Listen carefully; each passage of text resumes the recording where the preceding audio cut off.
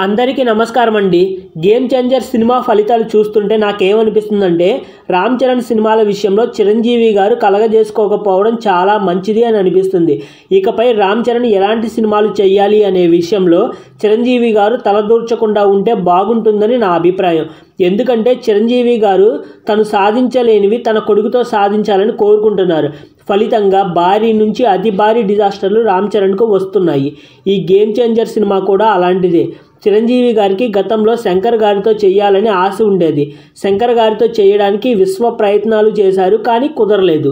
భారతీయుడు cinema script పనులు పూర్తయ్యాక కమల్ హాసన్ గారికి వినిపిస్తే ఎందుకో వెనకడుగు వేశారంట. కమల్ హాసన్ గారు ముందు ఒప్పుకోలేదంట. అందుకే ఆ సినిమా రచయిత మరియు నిర్మాతలు భారతీయుడు సినిమాని తెలుగులో తీయాలనుకున్నారంట. పెద్ద కమల్ హాసన్ పాత్రను రాజశేఖర్తో మరియు చిన్న కమల్ హాసన్ పాత్రను వెంకటేష్తో లేదా నాగార్జునతో తీయాలనుకున్నారంట. ఈ విషయం తెలుసుకుని చిరంజీవి గారు మళ్ళీ ఆ సినిమా కోసం ప్రయత్నించారంట. శంకర్ గారి దర్శకత్వంలో ఎలాగైనా నటించాలని మళ్ళీ ప్రయత్నించారంట. కానీ శంకర్ గారు ఎందుకో చిరంజీవి గారితో చేయడానికి సుముఖత చూపలేదంట. ఆ తర్వాత కమల్ హాసన్ ఒప్పుకోవడంతో భారతీయుడి సినిమాని తమిళంలోనే తీశారు. మరి చిరంజీవి గారు శంకర్ గారితో పంతం నెగ్గించుకోవాలనుకున్నారో ఏమో తెలియదు, కానీ ఈ రామ్ చరణ్ శంకర్ కాంబినేషన్ సెట్ చేయించారు. చిరంజీవి గారే ఈ కాంబోని సెట్ చేయించారు. ఫలితం ఏమైందో చూస్తున్నారు కదా. హిందీ సినిమా అయిన జంజీర్ విషయంలో కూడా ఇదే జరిగింది. గతంలో హిందీలో కూడా మంచి స్టార్ అవ్వాలని ప్రయత్నించి విఫలమయ్యారు చిరంజీవి గారు. కొన్ని సినిమాలు కూడా చేశారు. ప్రతిబంధ్, జెంటిల్ మ్యాన్, ఆజ్కా, గూండారాజ్ ఇలా కొన్ని సినిమాలు చేశారు. వీటి వలన చిరంజీవి గారికి సమయం వృధా అయ్యింది తప్పితే ఆయన సినిమా జీవితానికి ఏమీ ఉపయోగం లేదు. అందుకే తాను అందుకోలేని హిందీ సినిమా స్టార్ పరపతిని రామ్ చరణ్తో అందించుకోవాలనుకుని ఆశపడ్డారు. అప్పట్లో సెంట్రల్ మినిస్టర్గా కూడా ఉండడం వలన చాలా సునాయాసంగా జంజీర్ సినిమాని పట్టాలెక్కించారు.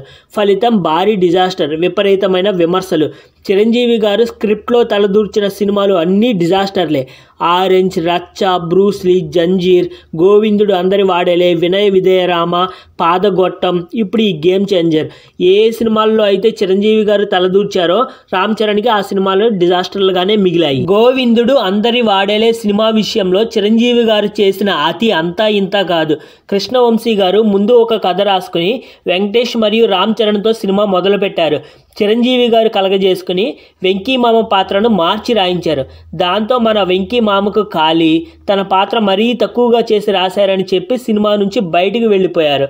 వెంకీ మామ స్థానంలో శ్రీకాంత్ గారు నటించారు. మొదట ప్రకాష్ రాజ్ స్థానంలో మరో తమిళ నటుడిని తీసుకున్నారు. ఒక షెడ్యూల్ చిత్రీకరణ మొత్తం పూర్తి అయ్యాక చిరంజీవి గారు రషస్ చూసి ఈ సినిమాలో హీరో రామ్ చరణా లేదంటే ఆ తమిళ అయినా అని అడిగారంట. రామ్ చరణ్ని పూర్తిగా డామినేట్ చేసేశారంట ఆ తమిళ ఆయన. అంత బ్రహ్మాండంగా నటించారంట. అంతే, ఆయన్ని కూడా తీసేశారు. అదేంట్రా అంటే తెలుగుదనం లేదు అని చెప్పి ప్రకాష్ రాజుని తీసుకున్నారు. మొత్తానికి సినిమా భారీ ఫ్లాప్. నిర్మాత బండ్ల గణేష్కు భారీ నష్టం. ఈ సినిమా తర్వాత బండ్ల గణేష్ ఇంకో సినిమానే నిర్మించలేదు. అందుకే చిరంజీవి గారు దయచేసి రామ్ చరణ్ సినిమాల విషయంలో కలగజేసుకోకండి. ఈ విషయాన్ని మనం జనరలైజ్ చేసి మాట్లాడుకోవాలి. చాలామంది తల్లిదండ్రులకు వాళ్ళు సాధించలేనివి వాళ్ళ పిల్లల ద్వారా సాధించాలనుకుంటారు. వాళ్ళ లక్ష్యాలను, వాళ్ళ ఆశయాలను పిల్లల మీద రుద్దుతుంటారు. ఉదాహరణకు నాకు తెలిసిన ఒక పెద్ద మనిషి స్కూల్లో ప్యూన్గా పనిచేస్తూ ఉంటాడు. అతను చదువుకునే రోజుల్లో మంచి ఎలక్ట్రికల్ ఇంజనీర్ అవ్వాలనుకునేవాడు. ఇంట్లో పరిస్థితుల వలన సాధించలేకపోయాడు. స్కూల్లో ప్యూన్ ఉద్యోగం మాత్రమే చేస్తున్నాడు. అందుకే అతని కొడుకుతో తన ఆశ తీర్చుకోవాలనుకున్నాడు. ఎలక్ట్రికల్ ఇంజనీర్ అవ్వాలంటే సైన్స్లో, గణిత శాస్త్రంలో మంచి పట్టు ఉండాలి. ఈ అబ్బాయి చూస్తే 10వ తరగతిలో గణితంలో మరియు సైన్స్లో ఏదో పాస్ అయ్యాడంతే, పేరుకు మాత్రమే పాస్ అయ్యాడు.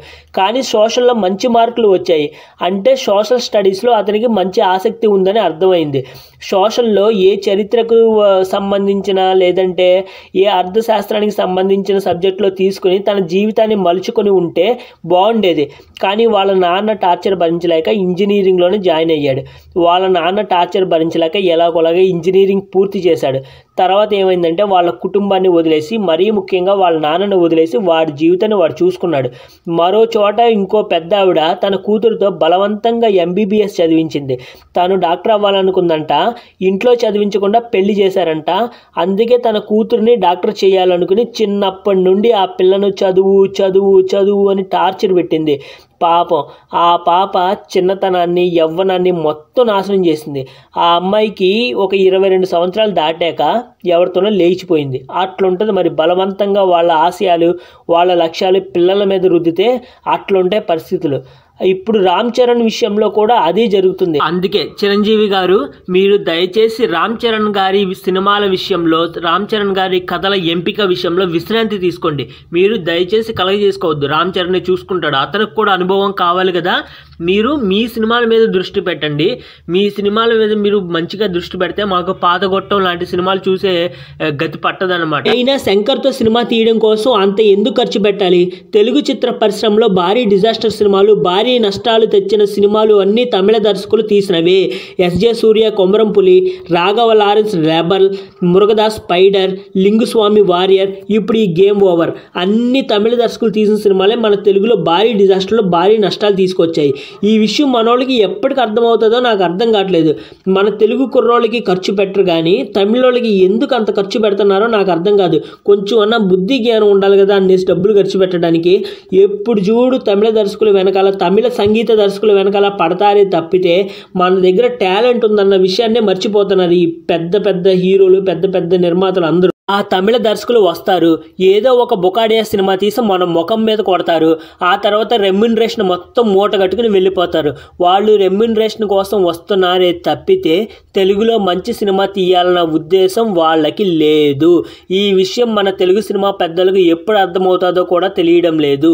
ఓకే ఫ్రెండ్స్, నా విశ్లేషణ నచ్చినట్లయితే వీడియోని లైక్ చేయండి, మీ స్నేహితులకు వీడియోని షేర్ చేయండి, అలాగే మీ అభిప్రాయాల్ని కామెంట్స్ ద్వారా తెలియచేయండి. కిన్నెర సాని ఛానల్ సబ్స్క్రైబ్ చేయడం మర్చిపోకండి. ధన్యవాదాలు. Thank you.